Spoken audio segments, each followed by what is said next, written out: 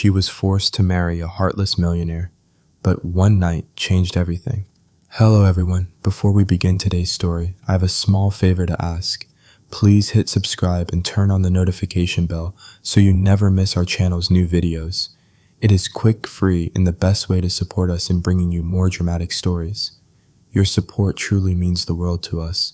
Where are you watching from? Drop your city or country in the comments below. Thank you very much. Now, let us get back to our main character. The strings of a violin floated through the air like sorrow itself, echoing off the marble walls of the Ashford estate. Every note seemed to remind her of what she had lost. Beneath the glitter of the chandeliers, Nia Carter stood still in her wedding gown, ivory silk diamonds stitched into the veil, the illusion of perfection. She was 20 years old, too young to understand why her heart felt like a hostage. Around her, Charleston's richest whispered behind jeweled hands. The orphan girl, someone murmured. A charity case marrying the heartless millionaire. She lifted her chin, refusing to break. Across the grand aisle, Liam Ashford entered with the same cold elegance that had made him infamous. His gray eyes were steel, his posture immaculate, his face unreadable. He didn't look at her as a bride, he looked at her as an inconvenience, an item on a checklist. The man everyone called the Heartless Millionaire wasn't just a title, it was a truth written in his gaze. When the priest asked if she took this man to be her husband, Nia hesitated for a single heartbeat too long. Liam's jaw tightened. The audience gasped quietly. She said yes anyway because she had no choice. As applause broke out, she whispered beneath her breath, "If this is my prison, I'll find the key myself." The ceremony ended without tenderness. No kiss, no smile, no warmth. Liam offered his arm only because the photographers were watching. Their hands never touched. By the time they reached the limousine, the air between them was colder than the marble floors. Inside the car, he spoke first. "You'll have everything you need, clothes, security accounts. But don't expect affection. This marriage is a transaction, nothing more." She turned her head toward the window, watching the rain streak against the glass.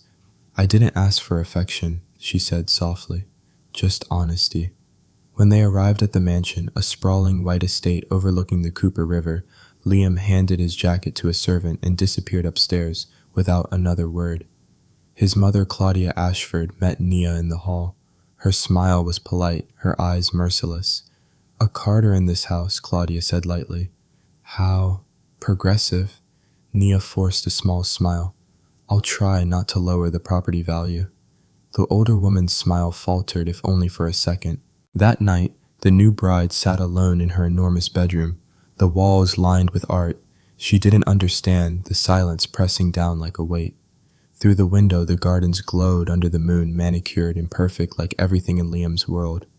But perfection here was a weapon. A soft knock interrupted her thoughts. The family lawyer appeared carrying a folder. "Mr. Ashford asked that you sign these tonight," he said. Inside was a post-nuptial agreement limiting her access to any of the family's fortune. Nia signed it without hesitation. "Tell him he can have his money. I'll keep my dignity." Hours passed. From her window she saw Liam on the terrace speaking on the phone, his voice low and sharp. Words drifted through the glass family deal, completed shares secured. She realized then that her marriage had sealed a business merger, not a love story. When the lights dimmed, she opened a leather-bound journal and began to write. "They can take my name, my freedom, my father's company, but not my worth. They can't destroy what they don't understand." She placed the journal in the drawer beside her bed, then lay down without undressing, too exhausted to cry. In the distance, thunder rumbled over the Charleston River. At midnight, she woke to the sound of footsteps outside her door. For a moment, her heart leapt foolishly, hoping he had come to speak. But the footsteps faded down the corridor. The door never opened. Morning arrived gray and silent. Servants entered with breakfast, bowing without meeting her eyes. In the hallway, portraits of Ashford ancestors watched her pass, their painted expressions smug and knowing. Each step reminded her she didn't belong here, not yet. When she reached the library, she paused before a portrait of a woman with dark curls and sad eyes. The plaque beneath read, "Isabel Ashford, 1889 to 1920. Nia studied the brushstrokes and wondered if this woman too had felt trapped in beauty and silence. Outside, rain began again, soft and steady. She whispered to the portrait, They think I'm the quiet bride. They don't know I'm my father's daughter." In that whisper, a spark was born, one that no amount of money or cruelty could extinguish. It wasn't rebellion yet, not vengeance, not even hope, just the first flicker of will. By the time Liam appeared for breakfast, she was composed, polite, unreadable. He glanced at her briefly and said nothing, but something in her eyes caught his attention, a calm he couldn't explain. He thought she would be fragile. He was wrong. That night, as thunder cracked again across the Charleston sky, Naya stood at her window and whispered to the dark, "He thinks he bought silence. He has no idea he married a storm." The Ashford mansion woke before dawn. Nia could hear it breathing, the quiet hum of machines, the echo of servants' footsteps, the faint murmur of coffee being brewed for a man who didn't know how to rest. She had barely slept, haunted by the image of Liam's expressionless face at their wedding. When the first light crept through the drapes, she slipped out of bed and went to the window. The gardens below were flawless rows of roses trimmed to identical perfection. It was beautiful, and yet every petal felt like another reminder of how tightly this world was controlled. By the time she came down to breakfast, Claudia Ashford was already seated at the head of the table, her diamond earrings glinting in the soft morning light. "Good morning," Nia said quietly. The older woman looked up from her newspaper, her lips curving into something that wasn't quite a smile. "Oh, my dear, you're awake early. That's admirable," Claudia said, her tone sweet with a bitter undertone. "Most women in your position would be overwhelmed by the responsibilities of such a household." "I'm not most women," Nia replied evenly, taking a seat across from her. The butler poured tea in silence. Claudia folded her newspaper with deliberate grace. "I suppose not. You're a Carter.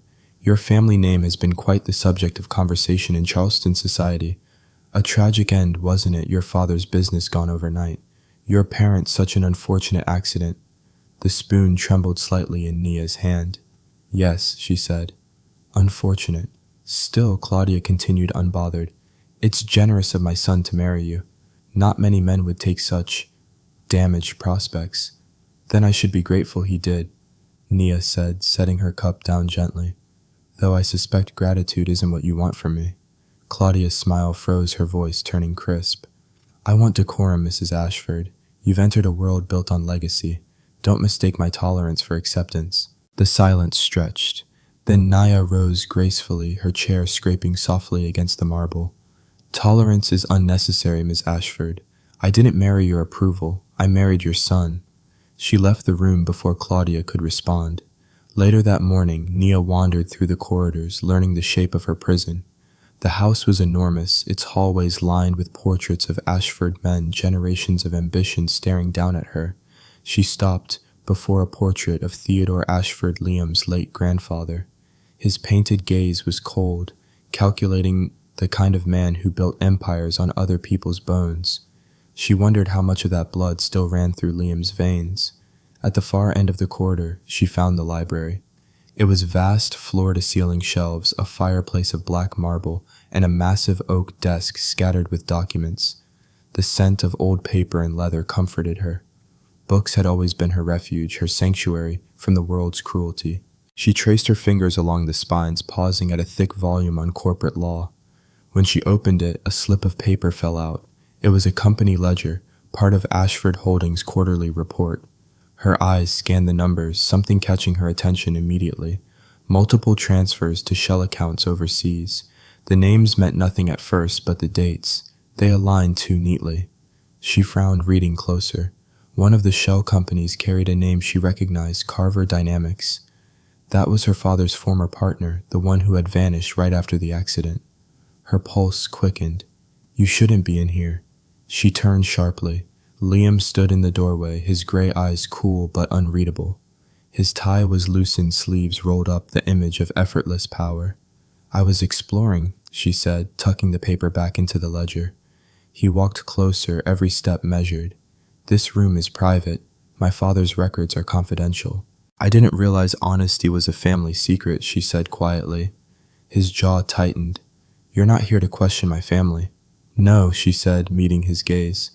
"But maybe I'm here to understand why mine had to die." For a moment something flickered behind his eyes, confusion, maybe even guilt, but then it was gone. Don't start weaving fairy tales, he said, his tone clipped. Your parents' accident had nothing to do with us. Accidents rarely do, she murmured, brushing past him. Until the numbers start matching. He turned, watching her go, his expression unreadable. That evening dinner was silent. The silverware clinked softly against porcelain as the storm outside rolled across the coast. Nia focused on her plate, aware of Claudia's disapproving gaze and Liam's silence. It was a family tableau of tension, wealth, and lies. When the butler poured wine, Claudia said, "Liam, you haven't told me if the Carter girl is settling in." "She's my wife," Liam said flatly. "Not a guest." "Of course," Claudia replied, her tone sharp. "But a wife has obligations, appearances to maintain, especially when people are still whispering about why you married her." "Let them whisper," he said. "It doesn't matter." "It matters to me," Claudia snapped. "Then perhaps it shouldn't," Liam said coldly, pushing his chair back. The room went still. Claudia's face paled. Nia hid her surprise, her fork hovering in midair. When Liam left the table, the silence he left behind was deafening. Later, Nia found him on the balcony, the storm raging beyond the railing. Rain blurred the lights of Charleston below. "You defended me," she said softly. He didn't look at her. "Don't read into it." I just didn't expect it." He exhaled, his voice low. "You shouldn't expect anything from me." "Then maybe you shouldn't underestimate me," she replied, her tone steady. Their eyes met, the first true connection between them since the vows. Lightning flashed, illuminating his face. For a fleeting moment, he looked less like the heartless millionaire and more like a man fighting ghosts. When she turned to leave, he said quietly, "Stay out of the library." She paused in the doorway. "Maybe stop giving me reasons to go back there." The thunder rolled again, long and low, as if warning them both of what was coming. Somewhere deep inside the mansion, a clock chimed midnight, counting down the seconds to the storm neither of them yet understood. The storm had not yet left Charleston. Rain lashed against the windows. The wind howled through the magnolia trees, and thunder rolled like distant cannon fire. Inside the Ashford mansion, the lights flickered, casting fleeting shadows across the walls. Nia sat alone in the library, surrounded by silence and the faint scent of old paper. The ledger she had found days earlier lay open on the desk before her, its columns of numbers mocking her. For 2 nights she had traced the financial trails through shell companies and offshore accounts, following the clues her instincts screamed not to ignore. Each time she uncovered another connection, another transfer, she saw her father's name in the margins of her memory, his handwriting, his voice, his unwavering belief in honesty, and each discovery cut deeper. When the clock struck 11, she pushed back her chair, her eyes burning from sleeplessness. The pattern was unmistakable now. Someone in the Ashford family had financed Carver Dynamics just before the so-called accident that killed her parents. That investment had vanished afterward, hidden beneath layers of forged subsidiaries. It wasn't just business corruption, it was deliberate cover-up. The door creaked. She froze. Liam stood in the doorway, his tie loosened, his hair damp from the rain. "I told you to stay out of this room," he said. His voice wasn't angry, just tired, too tired for a man who was supposed to control everything. "I don't take orders from men who hide the truth," she said, not looking up. He crossed the room, the air shifting with his presence. "You think you know the truth because of a few ledgers. I know enough," she replied, closing the book. "Enough to realize my parents' deaths weren't an accident. Enough to know that your family profited from their ruin." Liam's hands clenched. "You have no idea what you're talking about." "Then explain it," she said, standing now, her voice steady. "Explain why these numbers point to your company. Explain why every trail leads back to an Ashford signature." He stared at her for a long time. The thunder outside filled the silence between them.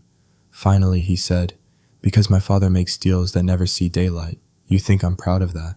Her breath caught. "So, you know."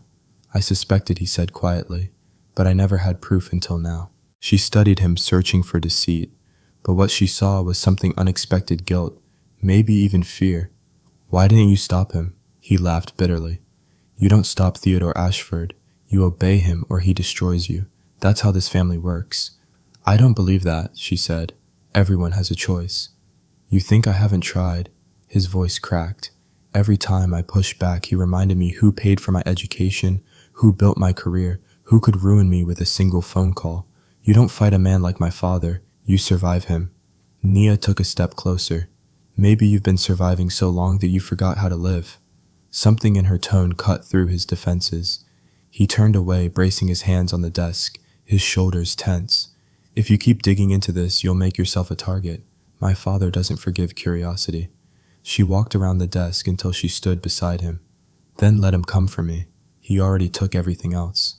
Their eyes met, and for the first time since the wedding, the distance between them felt fragile.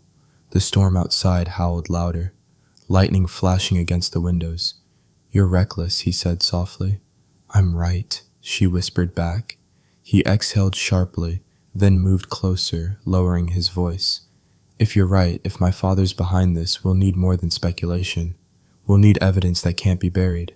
I already have some, she said, pulling out a folder she'd hidden beneath the desk. Company memos, transactions tied to your father's offshore accounts, even an internal email chain that mentions the Carter acquisition. He froze. Where did you get this? I didn't steal it, she said. I just read what your staff left unsecured. It's amazing what people hide in plain sight when they think no one's watching. Liam stared at her, the corner of his mouth twitching in reluctant admiration. You really are your father's daughter. The thunder rolled again, shaking the windows. The lights dimmed, then returned. For a heartbeat, the mansion felt alive, like it was listening. Show me everything, he said finally. If my family's responsible for what happened, I need to know. You'll help me. He hesitated, then nodded. I'll help you. But once we start, there's no turning back. She gathered the documents and spread them across the desk. Together they traced the timeline of the Ashford Holdings expansion, the merger with Carver Dynamics, the mysterious consulting fees that masked millions in transfers. Hours passed, and the storm outside raged like an echo of the chaos inside. When the clock struck 3, they sat in silence, surrounded by evidence of greed and betrayal. Liam leaned back, his face pale. He did it, he said finally. God help me, he really did it. Nia's throat tightened. You believe me now. I believe he said that I've been blind my whole life. She closed the folder and looked at him. Then open your eyes for good this time. He met her gaze, his voice low. You've changed everything, Nia. You've made me see what I didn't want to see. She stood gathering the papers. This isn't about me, Liam. It's about justice. He nodded slowly. And maybe redemption. She turned toward the door, pausing only once. Redemption is earned, not inherited. When she was gone, Liam sat in the flickering candlelight, the rain hammering the glass behind him. He opened one of the ledgers again, tracing his father's signature with his thumb. For the first time in his life, the name Ashford didn't feel like power. It felt like poison. Down the hall, Nia returned to her room and locked the door. Her hands were trembling, but not from fear, from determination. She had found her first ally, even if he didn't know it yet. As dawn broke over Charleston, the storm finally began to fade, but inside the mansion, a different kind of tempest had only just begun. The rain had stopped, but the air still carried the weight of the storm. The Ashford mansion gleamed under a pale morning sun, as if pretending that nothing had changed. Yet inside everything felt different. The night before had cracked something open, an invisible wall that had held for years. Nia could feel it in the way the servants looked at her now, in the way Liam's footsteps paused outside her door before moving on. The truth was out there between them, unsaid but heavy like the humidity that hung over Charleston after every rain.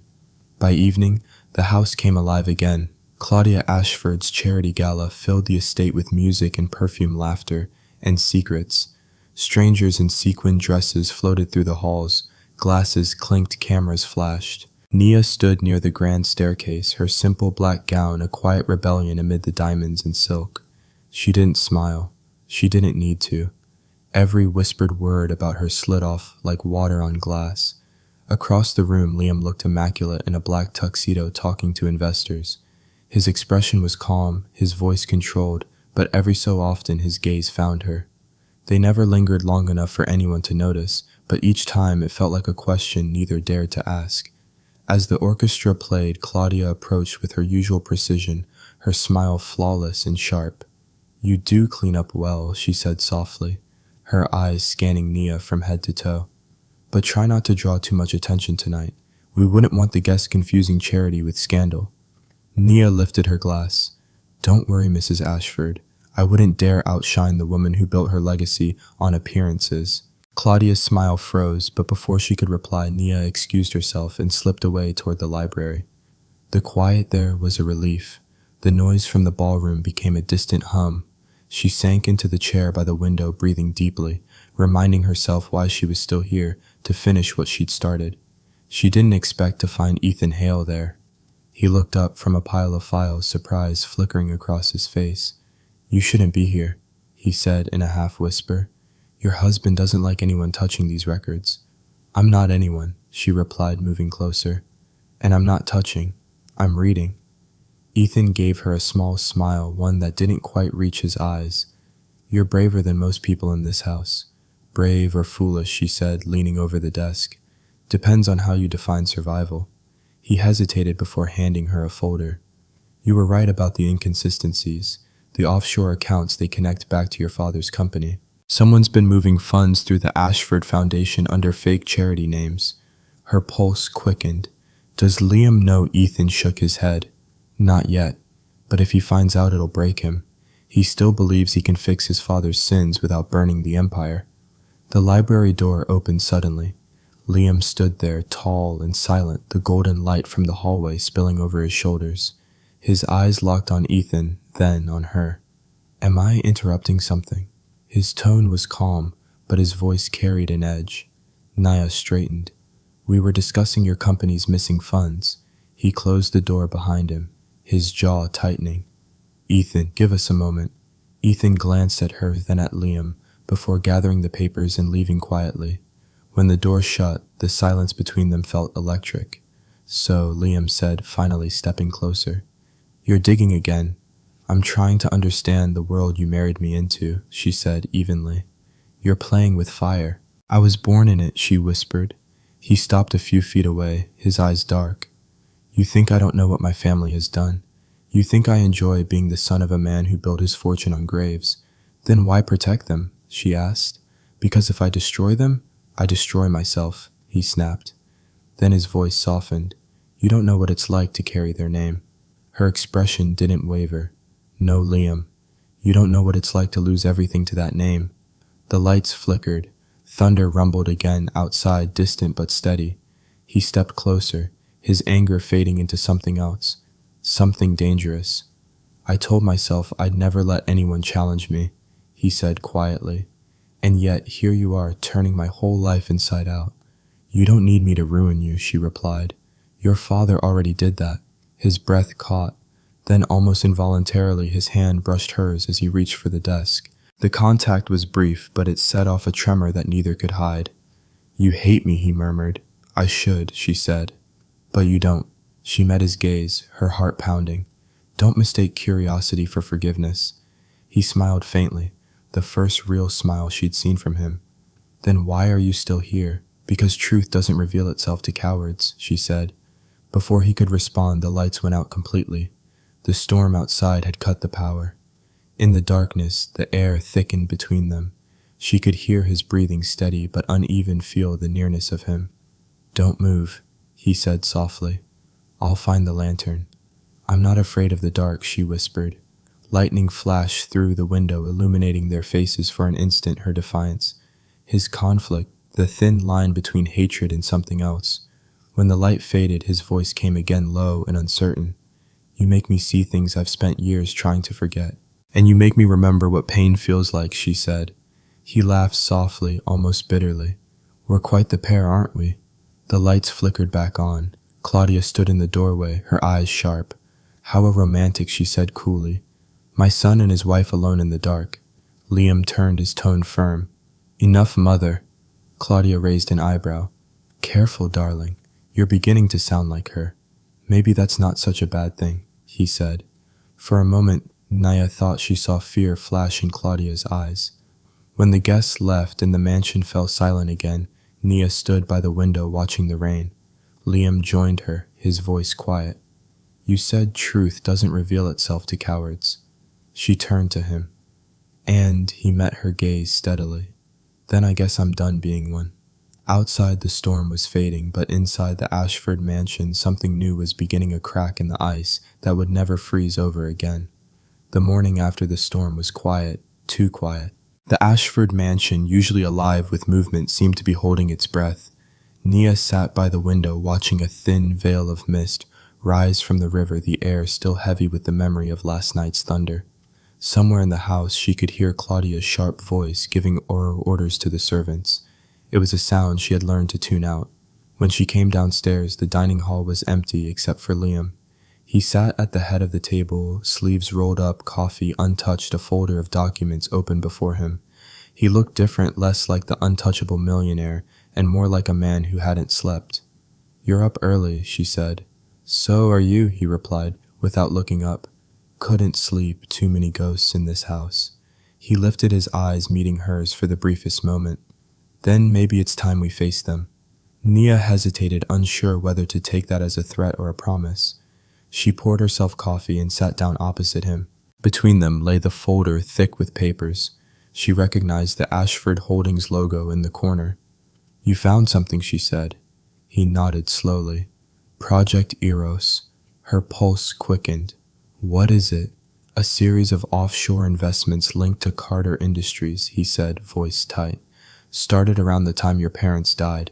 The records were buried under multiple subsidiaries. I confronted Ethan this morning. He said he tried to shut it down years ago, but my father wouldn't let him." Nia leaned forward.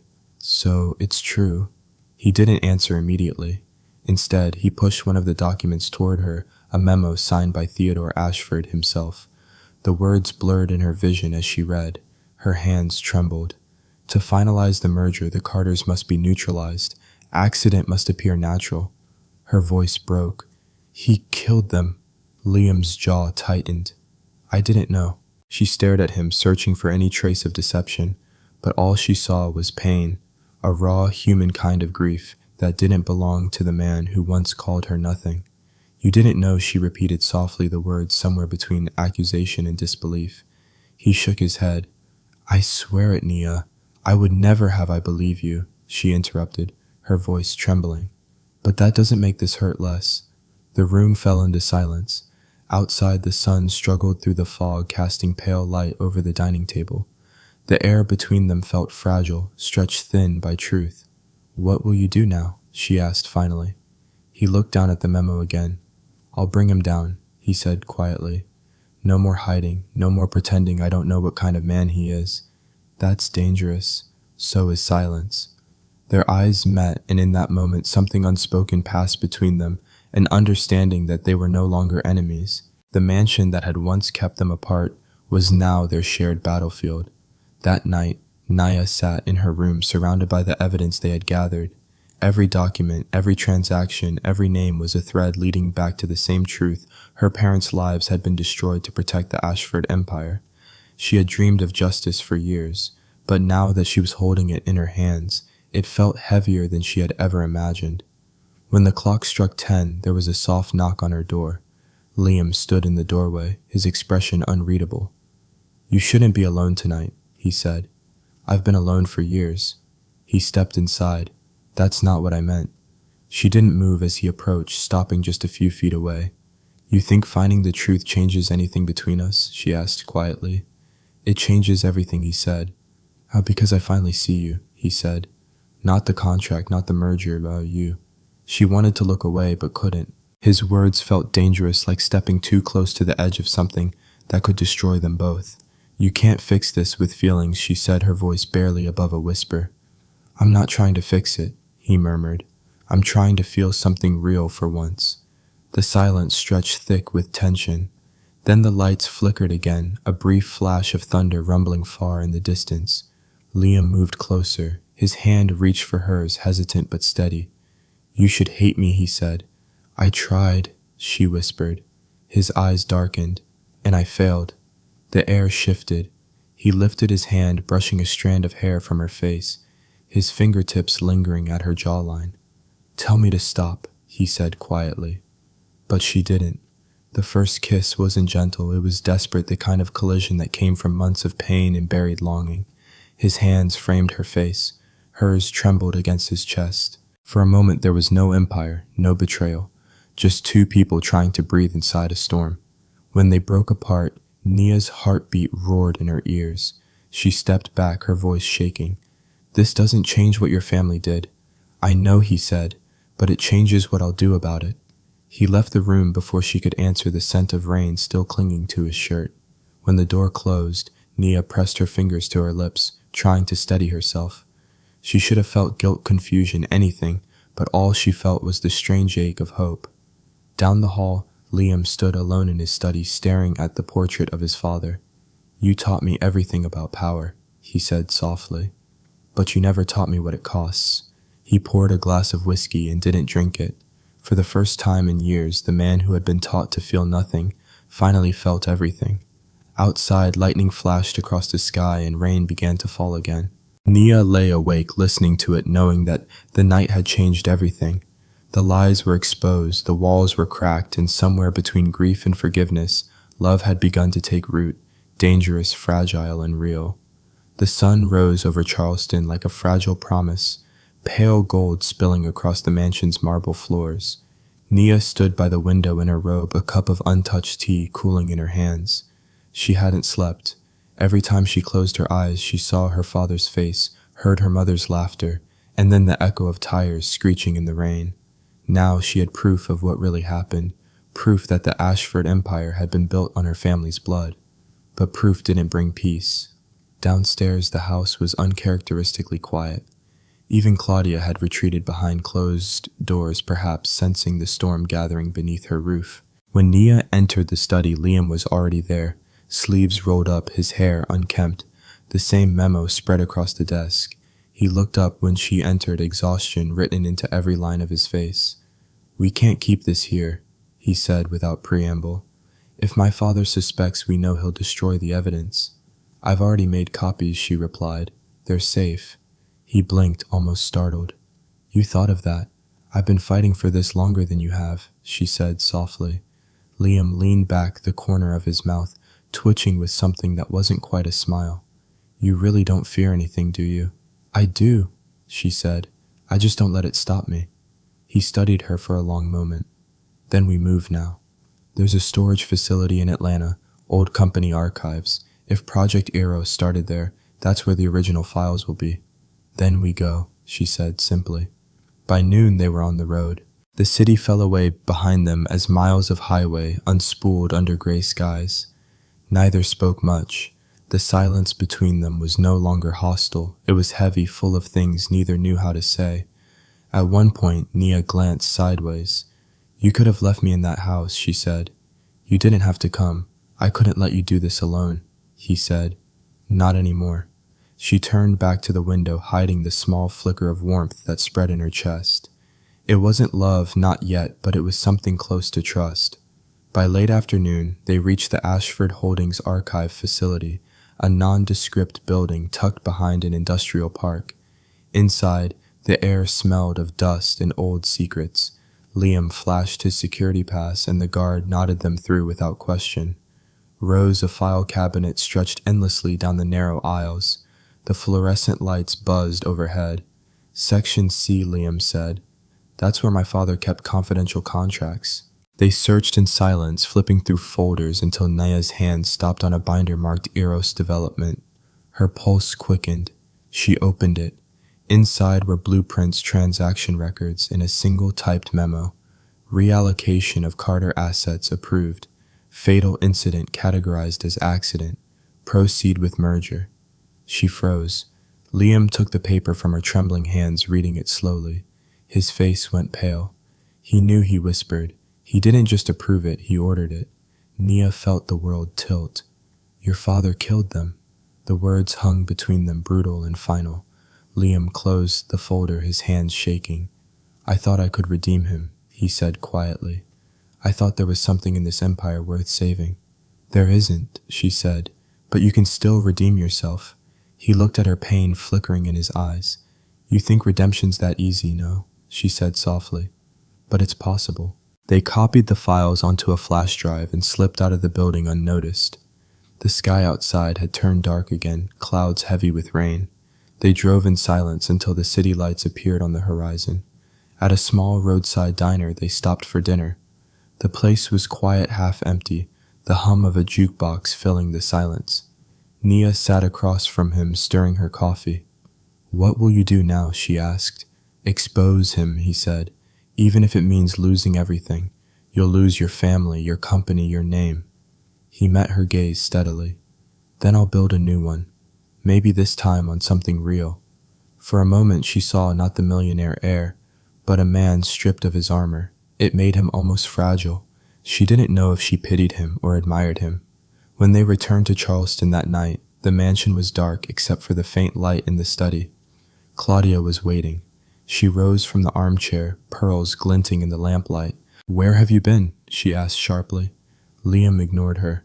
"Mother, I know about Project Eros." The blood drained from her face. "You don't know what you're saying." "I know everything," he said coldly. "You and Father destroyed her family. You turned a business deal into murder." Claudia's composure cracked. "You don't understand, Liam. Your father did what was necessary to protect us all." From what Nia demanded. From the truth, Claudia's eye narrowed. "You have no idea what power costs, little girl. Neither did your son," Nia shot back. "Until now." Claudia turned to Liam, her voice trembling.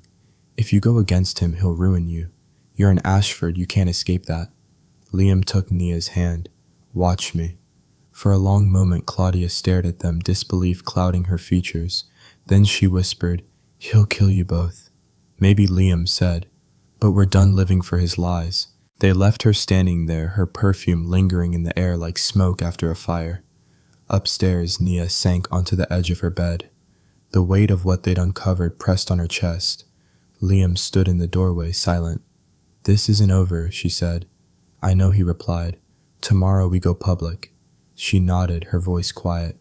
"And after that," he hesitated. "After that, maybe we start over. If we're still standing." Nia looked at him, her heart steady now.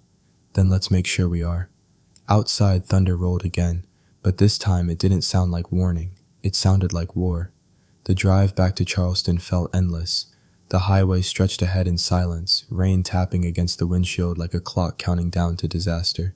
Nia watched the passing lights blur through the glass, her thoughts tangled between justice and fear. Liam kept his eyes on the road, his grip tight on the steering wheel. Every mile brought them closer to the mansion, to the confrontation neither of them could avoid. When the iron gates of the Ashford estate came into view, reporters were already waiting. Dozens of cars lined the street, their headlights cutting through the mist. Camera flashes erupted as soon as they stepped out. Voices shouted questions blending into chaos. "Mr. Ashford, is it true your father embezzled millions through Carter Industries? Mrs. Ashford, were your parents murdered by the Ashford family?" Nia felt Liam's hand on her back, guiding her toward the door. His voice was calm but low. "Don't answer them." Inside, the mansion was no longer a home, but a fortress under siege.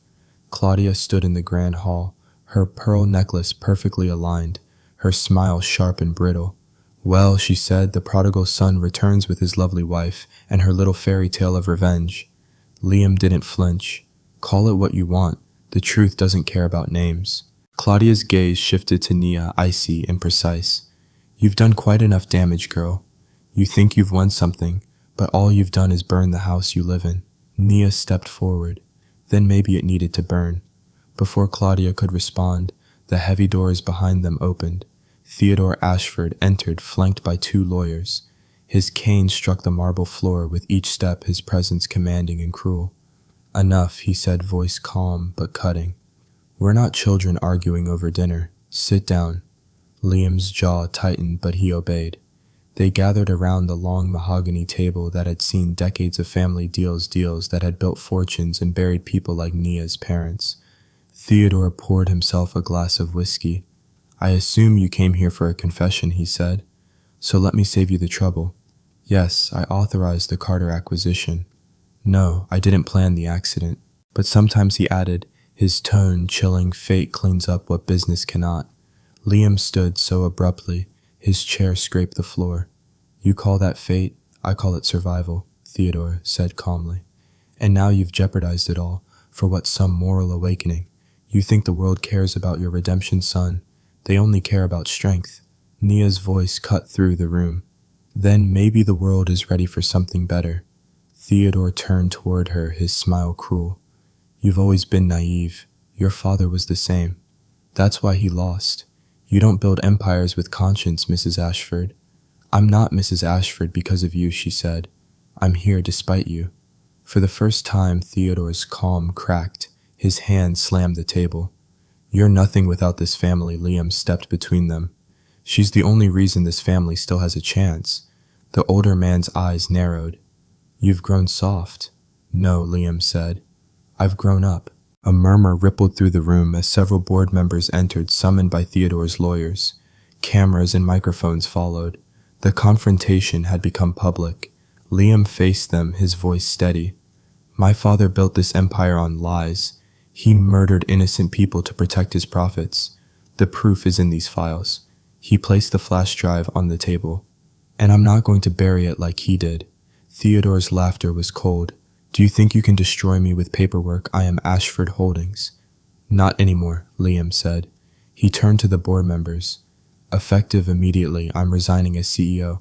I refuse to carry his crimes any longer. But before I leave, I'm releasing everything to the authorities and to the public. The room erupted in whispers. Claudia's hand trembled as she reached for her glass. You can't do this, she said weakly. You'll ruin everything. I'm not ruining it, Liam said. You already did. Security officers entered a moment later. One of the lawyers whispered something to Theodore, whose expression finally shifted from arrogance to fury. You think you can erase me, he hissed. This name will outlive you. Nia's voice was calm, almost gentle. Not the way it used to. Sirens wailed outside as law enforcement filled the driveway. Agents from the Federal Bureau of Investigation entered the hall, their badges flashing. For Theodore Ashford, you're under arrest for fraud, conspiracy, and corporate homicide. The cameras flashed again as the patriarch of the Ashford family was led away in handcuffs. The sight was surreal. The man who had towered over them all for decades now looked small, swallowed by the noise of the crowd. Claudia sobbed quietly, clutching her pearls. Liam, what have you done? He turned to her, his voice quiet but steady. I've done what you should have done years ago, told the truth. The officers escorted Theodore through the doors, their footsteps echoing against marble. When the doors closed behind him, silence descended. The empire was gone. What remained was freedom. Liam stood still, staring at the space where his father had stood moments earlier. Nia approached her hand, brushing his arm. It's over, she whispered. He looked at her, his voice hollow. Then why does it feel like I've lost everything? Because justice costs more than you expected, she said softly. But it gives more than it takes. He exhaled, closing his eyes. I don't know what happens now. Then let's find out together. Outside, reporters shouted questions into the humid Charleston air, their lights flashing against the darkening sky. But inside, in the mansion's echoing silence, something pure had survived the faint heartbeat of redemption. That night, the news spread across the country. Ashford Empire falls amid murder scandal. Heir exposes his father in historic act of truth. The story was everywhere, and for once Nia didn't feel like running from her past. In their room, Liam stared out the window, his reflection fractured by rain. I don't know who I am without this name, he said quietly. Nia slipped her hand into his, then started with mine. He looked at her eyes, softening for the first time in years. Carter and Ashford, he murmured. Maybe together they can finally mean something good. As dawn broke over Charleston, the mansion stood silent, stripped of power, but not of hope. In the ruins of everything false, something real had begun to grow. The weeks that followed felt like a lifetime. The Ashford mansion stood quiet under the Charleston sun, its windows shuttered, its marble floors echoing with absence. The empire had fallen, and with it the illusion that power could hide everything. Liam and Nia moved out within days, leaving behind the ghosts that had haunted them. They settled into a small townhouse near the waterfront, a place filled not with gold or servants, but with silence and air that finally felt clean. For the first time in years, I awoke without fear. The nightmares still came, sometimes flashes of twisted metal and rain-soaked roads, but when she opened her eyes, Liam was there beside her, no longer a stranger. He didn't wear his suits anymore. He worked from home, building something new from the ashes of the old. When she brought him coffee in the morning, he would smile, not the polite, rehearsed kind he used to give at board meetings, but something real, something human. The world outside hadn't forgotten them. Headlines still circled the billionaire who brought down his father, the orphan bride who changed the Ashford legacy. The cameras followed them for a while, hungry for more scandal, more spectacle, but soon the frenzy died. The world moved on. One afternoon, as Nia reviewed documents for their new venture, Carter and Ashford Holdings, she looked up to find Liam watching her. What she asked, smiling faintly. "You look different," he said, "older free." She laughed softly. "Freedom looks good on both of us." Their company was small at first, just a handful of employees, a rented office downtown, but its purpose was clear. They funded small businesses that had been destroyed by corporate greed. They rebuilt what others had taken. The money didn't come easily. They refused shady investors, refused shortcuts. Every dollar they earned was clean. During one of their first board meetings, a journalist asked Liam, "Why name it Carter and Ashford? Isn't that a reminder of everything that happened?" Liam glanced at Nia before answering. "It's not a reminder of what we lost," he said. "It's a proof of what we built back together." Applause followed, quiet but sincere. Nia watched him as he spoke, pride warming her chest. For years she had carried the weight of her parents' death like a scar that never healed. Now it finally felt like part of a larger story, one that ended in light, not darkness. Still, healing was not easy. There were moments when she'd wake in the middle of the night and see Liam staring out the window, lost in thought. "What is it?" she'd ask softly. He would shake his head. "Just wondering if I did the right thing. If destroying him destroyed me too." She'd move closer, her voice steady. "You didn't destroy yourself. You rebuilt yourself." He would smile, then pulling her close. "You make it sound so simple." "It's not simple," she said. "It's honest." Months passed. The seasons shifted. Spring brought magnolias back to the Charleston streets, and with them, the first invitation they'd received in a long time, a charity gala in the same ballroom where their marriage had been sealed in humiliation. "Do we go?" Liam asked, holding the invitation like it was a test. Nia smiled. "Yes, but this time we walk in on our own terms." The night of the gala, she wore a silver gown that shimmered under the chandeliers. When they entered the hall, the whispers began again, but this time they didn't sting. The crowd parted as they passed, curiosity replacing judgment. Claudia was there too, seated near the back, her posture rigid, her pearls still perfect. Their eyes met briefly across the room, and for a moment the air thickened with old memories. But when Claudia looked away, Nia felt no anger, only closure. Liam offered his hand. "Dance with me." She hesitated only a moment before taking it. They moved slowly to the music, surrounded by the same opulence that had once been a prison. The chandeliers sparkled above them, and for a fleeting moment, everything else disappeared. "You know," Nia said quietly, "I used to think our story was a tragedy." And now, he asked, "Now I think it's proof that even broken things can bloom." He smiled. "We didn't just survive, Nia. We changed." When the music faded, the applause that followed wasn't out of politeness, it was genuine.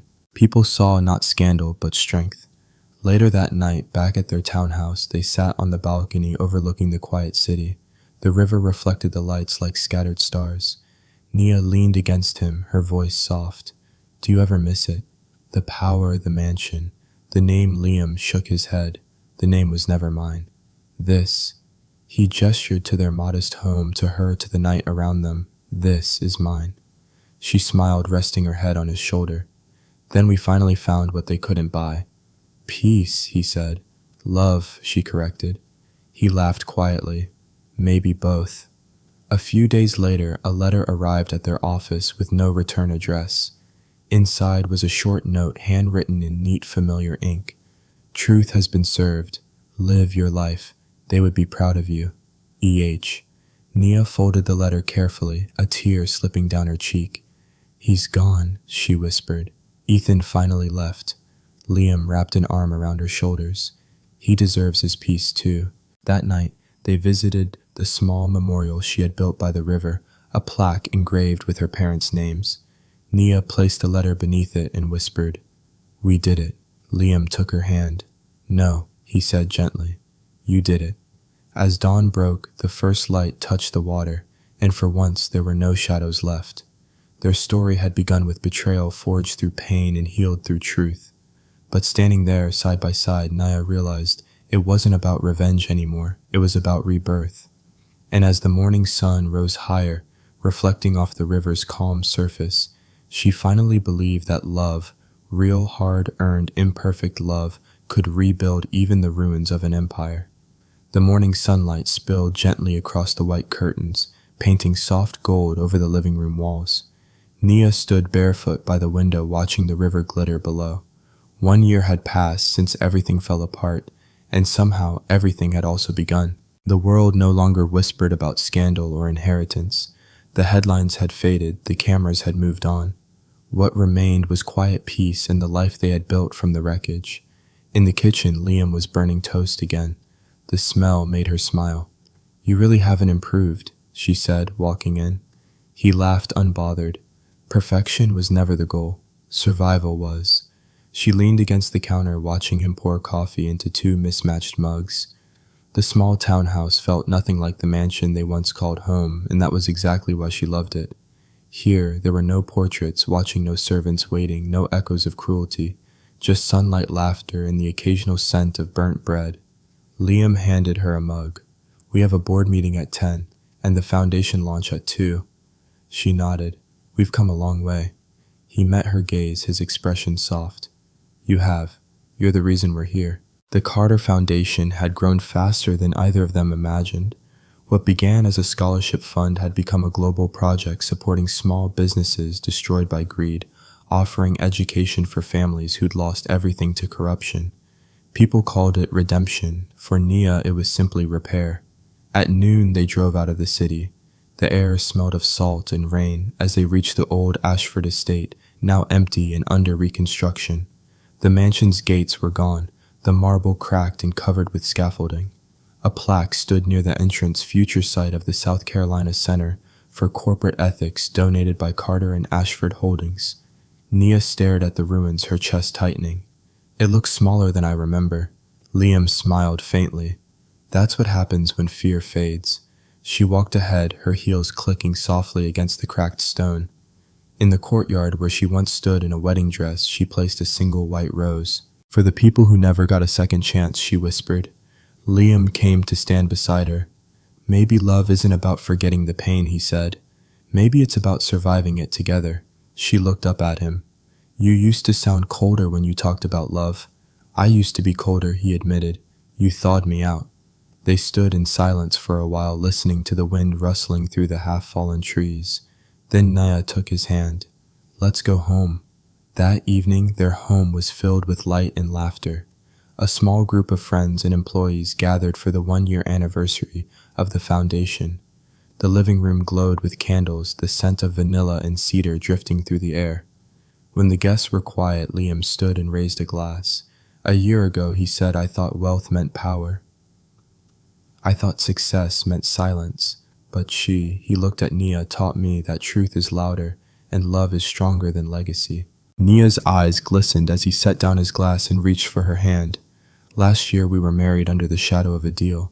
Tonight I'd like to renew that vow, not as the man I was, but as the man you helped me become."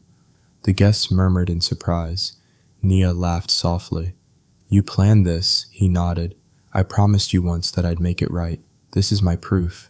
He took her hand in both of his and said, "I married you out of obligation once. Tonight I marry you out of love." Her throat tightened. "You taught me something too," she said, "that even broken hearts can build something whole. You didn't save me, Liam.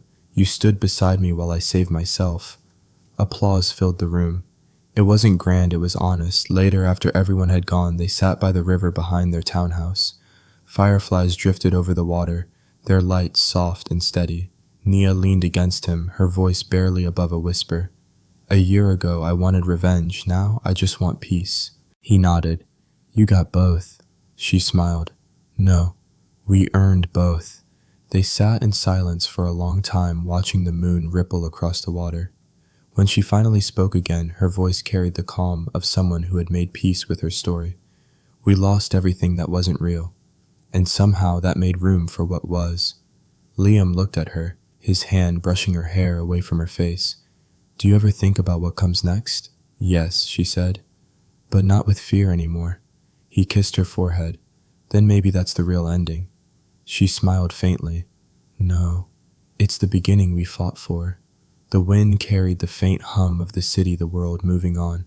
Somewhere in the distance, a new building was being constructed, a new business, opening, a new family rebuilding. Life was moving forward, and for the first time, Naya didn't feel behind. She was exactly where she needed to be. As dawn broke, the first light touched the water shimmering across their joined hands. Her voice, soft but steady, filled the silence. Once I thought wealth meant control, but I learned that the real kind of wealth is having the courage to start over, to forgive, to rebuild, to love again. She looked at the camera, her expression warm and sincere. If our story means something to you, let it remind you that second chances are real, and that love can begin again even after the fire. Tell us what forgiveness means to you in the comments below. And don't forget to like, subscribe, and stay with us for more Millionaire stories, where every ending is just the beginning of something true. The camera lingered on their silhouettes against the river's glow. Two people who had walked through ruin found truth and built love from the ashes. The light rose and the screen faded softly to white.